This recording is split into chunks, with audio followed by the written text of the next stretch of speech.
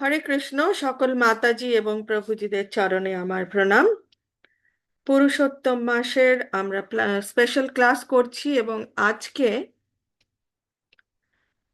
আজকে day number 20। Day 20-তে আপনাদের সকলকে সুস্বাগতম। মঙ্গলাচরণ দিয়ে শুরু করব। ওম অজ্ঞানতিমিরান্ধস্য জ্ঞানাঞ্জনশলাকয়া চক্ষুরুন্মিলিতং येन তস্मै শ্রীগুরুভ্যে নমঃ। শ্রীচৈতন্যমনোভীষ্টং স্থাপিतं येन भूतले स्वयं रूपा कदा मह्यं ददाति स्वापदान्तिकं। वन्देऽहं श्रीगुरु श्रीयुतपदकमलं श्रीगुरून् वैष्णवांश्च श्रीरूपं साग्रजातं सहगण रघुनाथान्वितं तं सजीवम् साद्वैतं सावधूतं परिजनसहितं श्रीकृष्णचैतन्यदेवं श्रीराधाकृष्णपादान् सगण ललिता श्रीविशाखान्वितांश्च। हे कृष्ण करुणा सिंधु दीनबंधु जगत्पते गोपेश गोपिका कांतो श्री राधा कांतो नमस्तुते। तप्त कांचन गौरांगी श्री राधे वृंदावनेश्वरी वृषभानुसुते देवी प्रणमामि हरिप्रिये।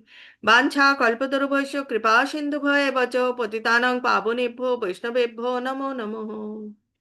नमो विष्णुपादाय कृष्णपृष्ठाय भूतले श्रीमते भक्तिवेदांत स्वामिनिति नामिने। नमस्ते सरस्वते देवे गौरवाणी प्रचारिणे निर्विशेष शून्यवादी पाश्चात्य देशतारिणे।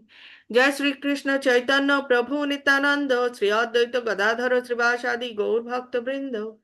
हरे कृष्ण कृष्ण कृष्ण हरे हरे हरे राम राम राम हरे हरे। निताई गौर प्रेमानंदे हरि हरि बोल। श्रीला प्रभुपाद की जय। श्रीला गुरु महाराज की जय। गुरु परंपरा की जय। श्री श्री राधा गोविंद जी की जय। पुरुषोत्तम मास की जय। समवेत गौर भक्त वृंद की जय।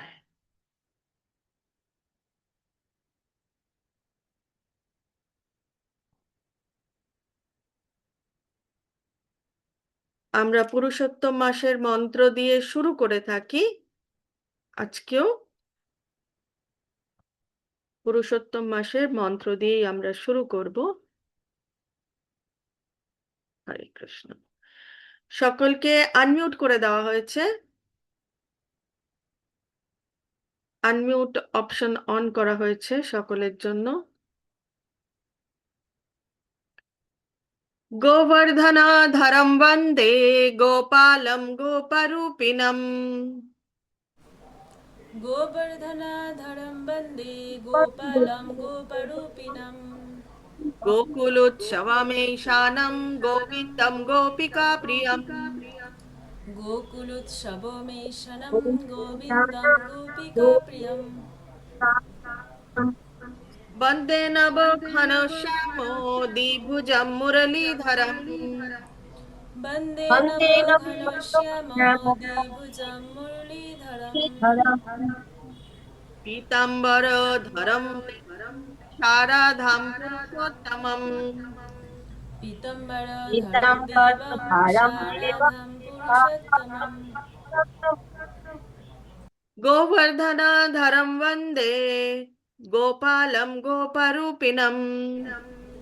गोवर्धनाधरं वन्दे गोपालं गोपरूपिणम्।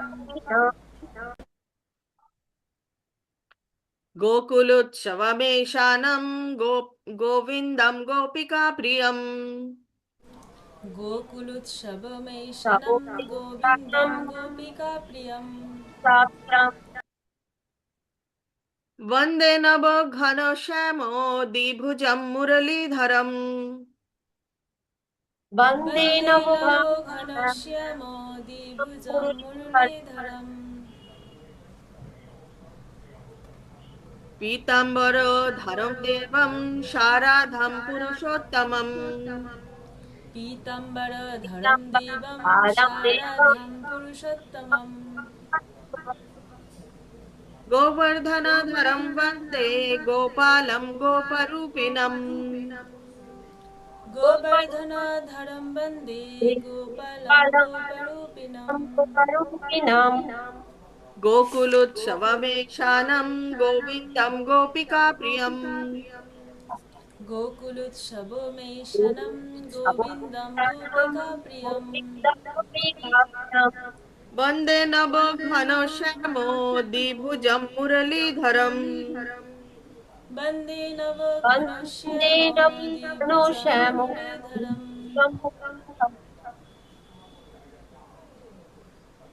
পীতাম্বর ধরম দেবম শারাধম পুরুষোত্তমম। पीताम्बरधरं देवं पीताम्बरधारं शारदां देवं पुरुषोत्तमम्। सादरं হরে কৃষ্ণ। हरे कृष्ण।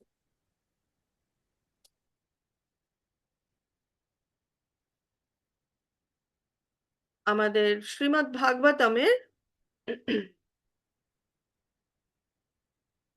শ্রীমদ্ ভাগবতম আমরা পড়ছিলাম। শ্রীমদ্ ভাগবতমের প্রথম স্কন্দের ষোড়শ অধ্যায়ে আমরা ছিলাম। আমরা সেখান থেকেই শুরু করব।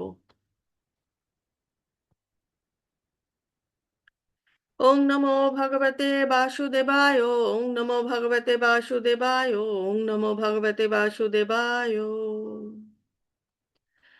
নারায়ণং নমস্কৃত্য নরস নর নরম চৈব নরোত্তমং দেবীং সরস্বতীং ব্যাসং ততো জয়ম উদীরয়েत्। नष्टाप्रायेष्वभद्रेषु नित्यं भागवत सेवया भगवते उत्तमश्लोके भक्तिर्भवति नैष्ठिकी। कृष्णाय वासुदेवाय देवकी नन्दनाय च नन्दगोपाकुमाराय गोविन्दाय नमो नमः।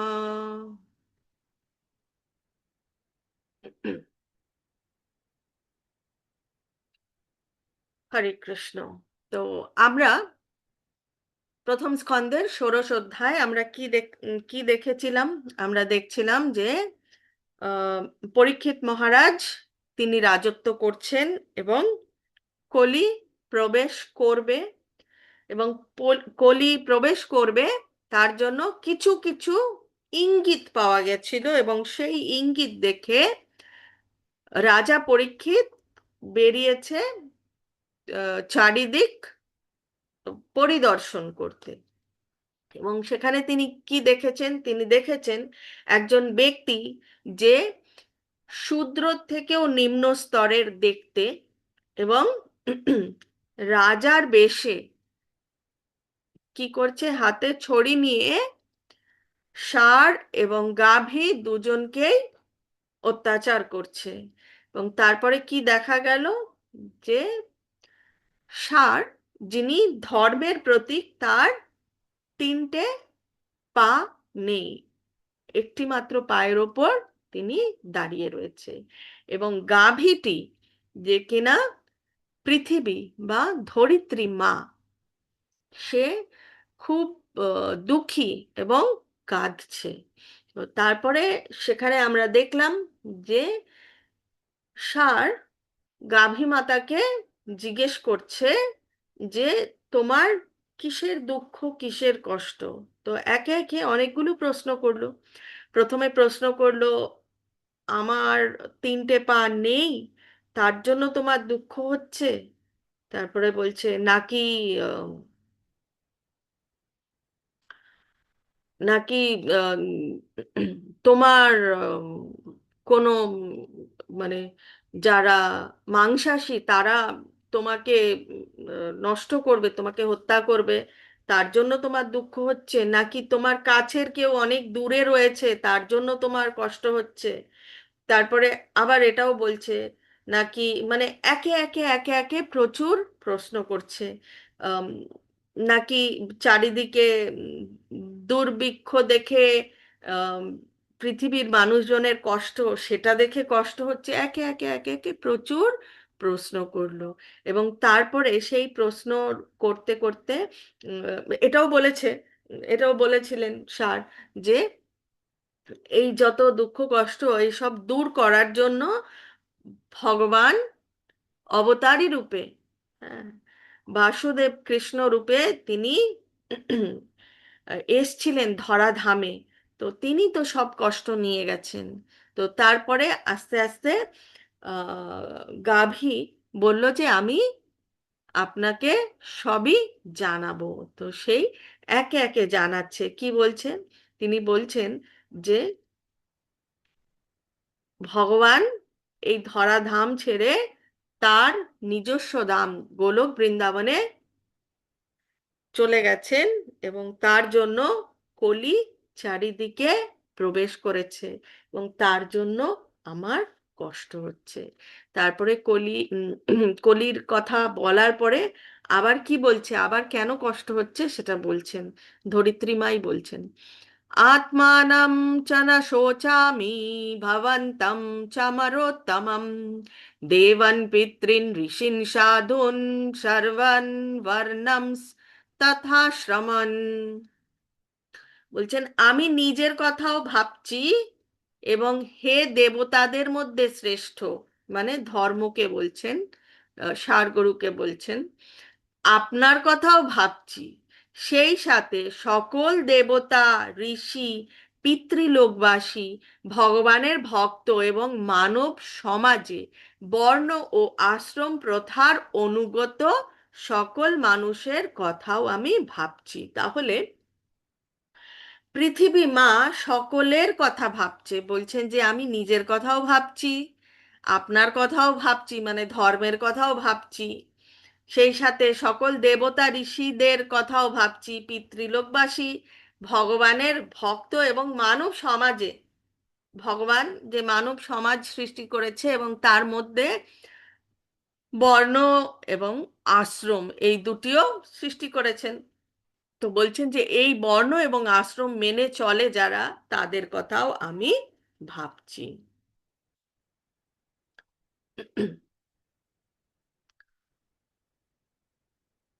তারপরে শ্লোক নাম্বার 32-33। শ্লোক নাম্বার 32-33-তে বলছেন, ব্রহ্মাদयो বহুতিতন यद अपंगमोक्षा कामास्तपा समचरन् भगवत् प्रपन्नः शाश्रीष्वावशम् अरविन्दवनं विहाय यत्पदाशौभगम् अलम् भजते अनुरक्ता तस्याहम् अब्जाकुलिशङ्कुशाकेतुकेतैः श्रीमत्पदैर्भगवता समालङ्कृताङ्गी त्रिन् अत्यरोच उपलभ्य ततो विभूतिं लोकान् समं व्यासृजद् उत्स उत्स्मायतन् तदन्ते।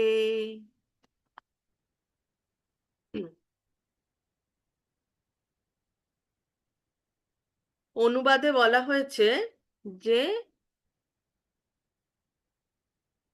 লক্ষ্মী দেবী বা ভাগ্য দেবী, যার কৃপা দৃষ্টির জন্য ব্রহ্মার মতো দেবতারাও আকুল হতেন এবং যার জন্য তারা বহুদিন ভগবানের শরণাপন্ন হতেন, তিনি পদ্মপুষ্পের নিজের আবাস ত্যাগ করে ভগবানের পাদপদ্মের সেবায় নিযুক্ত হয়েছেন।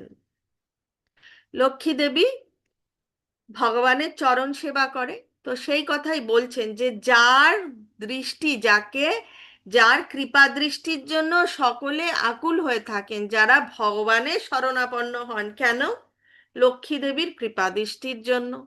সেই লক্ষ্মী দেবী কিনা নিজে তার পুষ্পপদ্মের আবাস ছেড়ে ভগবানের চরণ সেবায় নিজেকে নিযুক্ত করেছেন।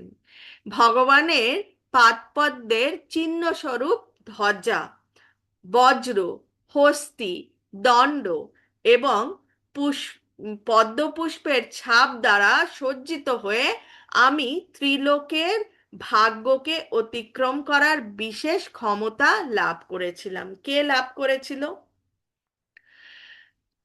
ধরিত্রী মা, ভগবানের পাদপদ্মের চিহ্ন স্বরূপ ধ্বজা।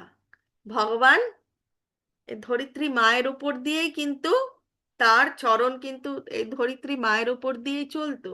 তাই বলছেন যে আমি সজ্জিত হয়েছিলাম এতদিন, এবং আমি ত্রিলোকের ভাগ্যকে অতিক্রম করার বিশেষ ক্ষমতাও লাভ করেছিলাম। কেন ক্ষমতা লাভ করেছিলেন? কারণ ভগবান কিন্তু যেখানেই যাচ্ছে, ভগবান কিন্তু ওই ধরিত্রী মায়ের ওপর দিয়ে কিন্তু যাচ্ছে।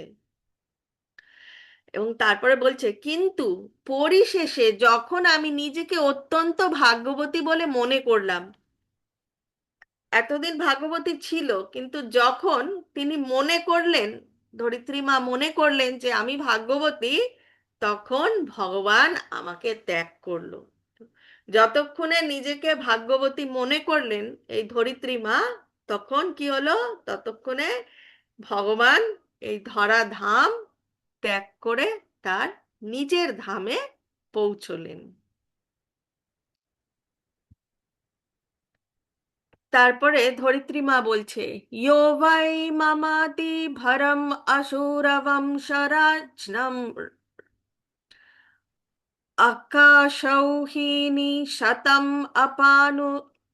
अपानुदद् आत्मतन्त्रः त्वं दुष्टम् उनापदम् आत्मनि पौरुषेण सम्पादयन् यदुश्रु रम्यम् अभिभ्रद् अङ्गम्। হে ধর্মের পুরুষোত্তম, কাকে বলছেন?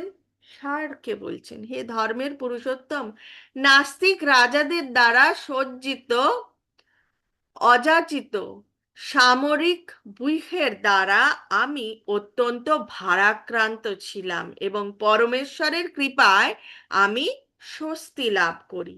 তো চারিদিকে ভগবান কি বলেছেন? ভগবান বলেছেন, ইয়াদা ইয়াদা হি ধর্মস্য গ্লানির্ভবতি ভারত। তারপরে ভগবান কি বলছেন, যে কিসের জন্য ভগবান আসেন এই ধরাধামে? ভগবান এই ধরাধামে আসেন ধর্মের স্থাপনা করতে, এবং তার সাথে যারা অধর্মী তাদের নাশ করার জন্য। তো অধর্মীতে ভরে গেছিল, যার জন্য সেই অধর্মীরা উম, যুদ্ধের মধ্যেই তারা ব্যস্ত ছিল, যুদ্ধের সেনাবাহিনী অস্ত্র শস্ত্র এইসব নিয়েই ব্যস্ত ছিল, যার জন্য ধরিত্রী মা বলছেন যে তিনি ভারাক্রান্ত ছিলেন এবং পরমেশ্বরের কৃপায় স্বস্তি লাভ করেছিলেন তিনি, কারণ তিনি ভগবান পরম পুরুষোত্তম, তিনি ধর্মের স্থাপনা করেছিলেন।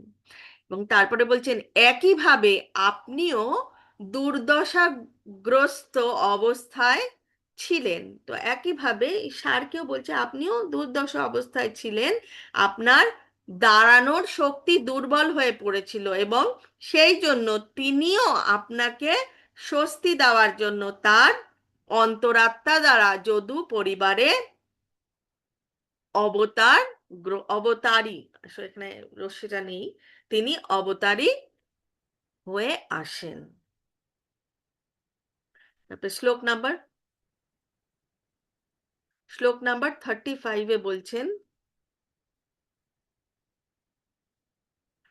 কাবা বিরহম পুরুষোত্তমস্য প্রেমাবলোকা রুচিরস্মিতবল্গুজল্পৈ স্থৈরং সা স্থৈরং সামানম অহরन् মধু মণিনৈনম রোমোৎসবো মামা যদ অঙ্গৃহীবিতঙ্কিতায়ঃ। অতএব সেই পরমেশ্বর ভগবানের বিরহের যন্ত্রণাকে সহ্য কে করতে পারে? কারণ ধরিত্রী মা নিজেই বলছে যে আমি খুব ভাগ্যবতী ছিলাম, কারণ ভগবানের চরণ আমাকে স্পর্শ করে যেত, এবং ভগবানের চরণ যখন আমার উপরে পড়তো, আমার উপরে যে ছাপ পড়তো, তাতে আমি আরো সুসজ্জিত হতাম, আমার ভালো লাগতো। সে যখন চলে গেছেন, তখন সেই বিরহের যন্ত্রণা কে সহ্য করতে পারে? তিনি তার মধুর প্রেম হাসি, মনোগ্রাহী দৃষ্টি এবং আন্তরিক আবেদনের দ্বারা সত্যভামার মতো তার প্রিয়তমাদের গাম্ভীর্য ও প্রচণ্ড ক্রোধ তিনি জয় করতে পারতেন। যখন তিনি আমার অর্থাৎ পৃথিবীর পৃষ্ঠদেশে পরিভ্রমণ করতেন, আমি তার পাদপদ্মের ধূলিতে নিমজ্জিত হতাম এবং সেই রূপে ঘাসে ঐশ্বর্য আবৃত হতাম, যা আনন্দে আমার গায়ের লোমের মতো খাড়া হয়ে যেত। তাহলে ভগবান এখানে বলছেন যে যেই ভগবান তার রানীদের, ভগবানের প্রিয়তমাদের, সত্যভামার কথা এখানে বলা হয়েছে, বিশেষ উল্লেখযোগ্য যে তাদের আন্তরিক আবেদন, তার আন্তরিক আবেদনের দ্বারা কি করত, তাদের গাম্ভীর্য এবং তাদের ক্রোধ জয় করত। কেন গাম্ভীর্য ক্রোধ জয় করত? কারণ ভগবান তার প্রাসাদ ছেড়ে কিন্তু তিনি বেশিরভাগ সময় কোথায় থাকতেন, কাদের সাথে থাকতেন? তিনি থাকতেন কুন্তী মহারানী এবং পঞ্চ পাণ্ডবদের সাথে। এটারও একটা ছোট্ট গল্প আছে এখানে, এর মধ্যে বলে দিলেই ভালো হবে। তো ভগবান এখানে ধরিত্রী মা বলছেন যে রানীরা থাকা সত্ত্বেও ভগবান কিন্তু অধিক সময় বাইরে বাইরে থাকতেন, এবং রানীদের যতটা কষ্ট, কারণ রানীদের সঙ্গে কিন্তু সব সময় তিনি থাকতেন না, তো রানীরা অভ্যস্ত ছিল, তারা অভ্যস্ত ছিল ভগবানের সাথে দূরত্ব বজায় রেখে থাকার। কিন্তু ভগবান আর ধরিত্রী মার সঙ্গে কিন্তু কোনো দূরত্ব ছিল না, কারণ ভগবান তার রাজপ্রাসাদ ত্যাগ করলেও তিনি কিন্তু ধরিত্রী মায়ের ওপর দিয়েই হেঁটে যেত, পাণ্ডবদের সাথে থাকলেও ধরিত্রী মার সাথেই থাকতো, যেখানেই থাকতো তিনি কিন্তু ধরিত্রী মার মানে সর্বক্ষণ সেই সংস্পর্শেই থাকতো। তাই ধরিত্রী মায়ের অনেক অনেক অনেক বেশি কষ্ট হচ্ছে ভগবান যাওয়ার পরে। তো এখানে একটা ছোট্ট গল্প আমি বলবো, এটাও ভাগবতমের গল্প। তো একটা প্রশ্ন রয়েছে যে ভগবান বেশি সময় কুন্তী মহারানীর সাথে কেন থাকতো? আর কুন্তী মহারানীর সাথে বেশি সময় থাকতো, আর এইদিকে আবার দেখা যাচ্ছে যে দেবকী মায়ের সাথে বেশি সময় কেন থাকেনি? তো এটার উত্তর হচ্ছে যে আমরা এর আগে ভাগবত গীতাতেও দেখেছি যে বলা হয়েছে যে স্ত্রী এবং শিশুদের সবসময় কিন্তু সাহারার দরকার পড়ে। যে যত বড়ই মহারানী হোক না কেন, তার কিন্তু একটা সাহারার দরকার পড়ে। তো কুন্তী মহারানী রাজা পাণ্ডুকে হারিয়েছিলেন, এবং তার যে সন্তানেরা পঞ্চ পাণ্ডব তখন অনেক ছোট। তো তার সেই সাহারা দেওয়ার জন্য কিন্তু কুন্তী মহারানী যখন যখন যেই যেই জায়গায় যখনই কিনা অসুবিধায় পড়েছে, ভগবান কিন্তু তৎক্ষণাৎ তার পাশে এসে দাঁড়িয়েছে, তিনি একজন মা তাই বলে। তো তো এখানে আবার প্রশ্ন হচ্ছে যে দেবকীও তো একজন মা, তাহলে দেবকীর পাশে সর্বক্ষণ কেন ছিল না? সেই কারাগার থেকে দেবকীর পাশে থেকে দেবকীরকে সাহারা না দিয়ে, ভগবান শিশু হোক বড় হোক যেই অবস্থায় থাকুক সে ভগবান, তো দেবকী মাকে কেন কারাগারে ছেড়ে দিয়ে তিনি নন্দরাজের কাছে নন্দগ্রামে কেন এসেছেন? তো ওখানেও আর একটা কথা হচ্ছে, দেবকী মাতার সাথে কিন্তু পিতা বসুদেব ছিলেন, যার জন্য দেবকী মাতার সাহারা ছিল। তাই দেবকী মাতাকে ছেড়ে তিনি নন্দগ্রামে তার লীলার জন্য এসেছিলেন। আর এইদিকে দেখা যাচ্ছে যে এক মাকে মানে ছেড়ে দেয়নি, এক মায়ের থেকে দূরে এসছেন নন্দগ্রামে, আবার আর এক মা যে পিসিমা তাকে কিন্তু ছাড়েননি। কারণ কথা হচ্ছে যে নারী এবং শিশুদের সবসময় সাহারার দরকার পড়ে, যার জন্য যখন যেখানে যেইভাবে যার সাহারার দরকার পড়েছে ভগবান কিন্তু তৎক্ষণাৎ তার কাছে পৌঁছেছে। আমরা আবার দেখেছি যে যখন সেই পাশা খেলার পরে যখন দ্রৌপদী, হ্যাঁ, দ্রৌপদী তখন সাহারা পাচ্ছে না, কারণ তার যে পঞ্চ পাণ্ডব তারাও কিন্তু সেই পাশা খেলায় হেরে গেছে এবং তারা কিছু করতে পারছে না। তো সেই যখন দ্রৌপদীর সাহারার দরকার ছিল, ভগবান কিন্তু সেই দ্রৌপদীর সাহারার জন্য প্রস্তুত হয়েছিলেন। শুধু সেটাই নয়, আমরা আরো একটা ছোট্ট গল্প, সেখানে হচ্ছে যে সত্যের পরে কি আসার কথা ছিল? সত্যের পরে দাপর মানে দুই, দ্বিতীয়, সত্যের পরে দাপর আসার কথা ছিল, এবং ত্রেতা মানে তিন, দাপরের পরে ত্রেতা আসার কথা ছিল। কিন্তু সত্যের পরে দাপর যুগ না এসে ত্রেতা যুগ কেন আসে? কথা হচ্ছে সেখানে আরো একজন মাতার কারণে। আরো একজন না, দুজন মাতা রয়েছে। এক হচ্ছে অহল্যা, যাকে অভিশাপ দিয়ে পাথর বানিয়ে রাখা হয়েছিল। সেই অহল্যাকে উদ্ধার করার জন্য, অহল্যা মাতাকে উদ্ধার করার জন্য, এবং দ্বিতীয় শবরী মাতাকে উদ্ধার করার জন্য। শবরী মাতা সেই সত্যযুগ থেকে বসেছিল, কারণ শবরী মাতার যে গুরু, শবরী মাতার গুরু শবরী মাতাকে বলেছিল এই আশ্রমেই ভগবান তোমার সাথে দেখা করতে আসবে, এই আশ্রমে এই ভগবান রাম রূপে তোমার কাছে দেখা করতে আসবেন। তো শবরী মাতা কিন্তু এটাই মনের মধ্যে নিয়ে নিয়েছে যে ভগবান আমার সাথে দেখা করতে আসবে। আজকে আসবে, এখন আসবে, কালকে আসবে, পরশু আসবে, 1 বছর পরে আসবে, 10 বছর পরে আসবে, জানি না। তার মনের মধ্যে বিশ্বাস ভগবান আমার সাথে দেখা করতে আসবে, যার জন্য তিনি রোজ সেই কুল কুড়িয়ে কুড়িয়ে এবং খেয়ে খেয়ে রেখে দিত। কেন খেয়ে রাখতো? সেই যে তার মনের মধ্যে যে সেই বাৎসল্য ভাব, হ্যাঁ, যে ভগবান তার ছেলের মতন, পুত্রের মতন। তো যদি সেই কুলটা টক হয়, ভগবানের দাঁতে কষ্ট হবে। তাই তিনি সেই কুল একদিক খেয়ে দেখতো মিষ্টি আছে কিনা, মিষ্টি থাকলে ঝুড়িতে রেখে দিত, এবং মিষ্টি না থাকলে ফেলে দিত। তো তিনি বছরের পর বছর রোজ উঠতো, রোজ ভগবানের জন্য সেই খেয়ে খেয়ে ফল সংগ্রহ করত। ভগবান আসতো না, আবার ফেলে দিত, আবার নতুন তুলতো। মানে এটাই হচ্ছে এক ভক্তের মধ্যে বিশ্বাস।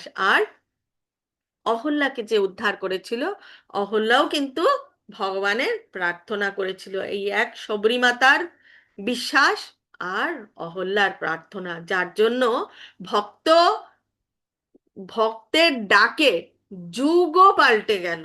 এই হচ্ছে ভগবানের মহিমা। মানে ভগবানের মহিমা বলে শেষ করা যায় না। আমাদের এই পুরো জীবনটা আমরা যদি না ঘুমিয়েও, আমি এর আগে একদিন বলেছিলাম না যে আমাদের বয়সের অর্ধেক বা অর্ধেকের একটু কম আমরা ঘুমিয়ে কাটিয়ে দেই। তো সেই ঘুমটাও যদি না আমরা না ঘুমোই, এবং না ঘুমিয়ে সারা জীবন বেঁচে থেকে প্রতিটা মুহূর্ত ভগবানের যে মহিমা, ভগবানের লীলার কথা বলে কিন্তু শেষ হবে না, আমাদের এই জীবনটাও কম। তো ভক্তের এত জোর, ভক্ত ভগবানকে যদি মনে প্রাণে ডাকে, হ্যাঁ, মনে প্রাণে ভগবানকে ডাকলে কি না হয়? ভগবান যুগ অবধি পাল্টে দিল। দাপর যুগ না হয়ে আগে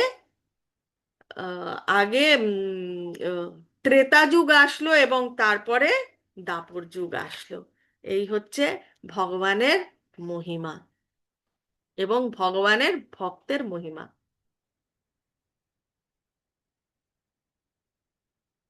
শ্লোক নাম্বার 35 হয়ে গেছে, এটা খুব সম্ভবত আজকের অন্তিম শ্লোক। হ্যাঁ, শ্লোক নাম্বার 36।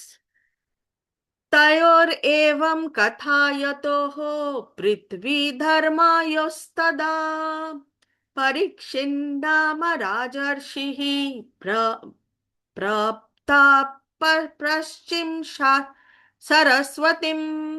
তো এখানে বলা হচ্ছে যে যখন পৃথিবী ও ধর্মের সত্তা এইভাবে আলাপ আলোচনা বা আলাপ পরিচার ঋতায় মগ্ন ছিল, তখন সাধুরাজ মানে রাজর্ষি পরীক্ষিত পূর্ব দিকে প্রবাহিত সরস্বতী নদীর তীরে এসে পৌঁছলেন। তো আমাদের প্রথম স্কন্দের ষোড়শ অধ্যায় এই অবধি রয়েছে।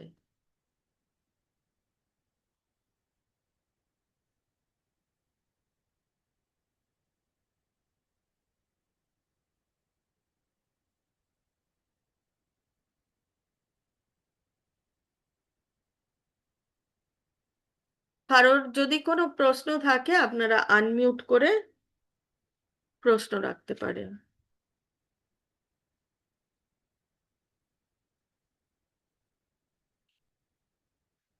বাঞ্ছা কল্পতরুভ্যশ্চ কৃপা সিন্ধুভ্যেব চ পতিতানাং পাবনেভ্যো বৈষ্ণবেভ্যো নমো নমঃ।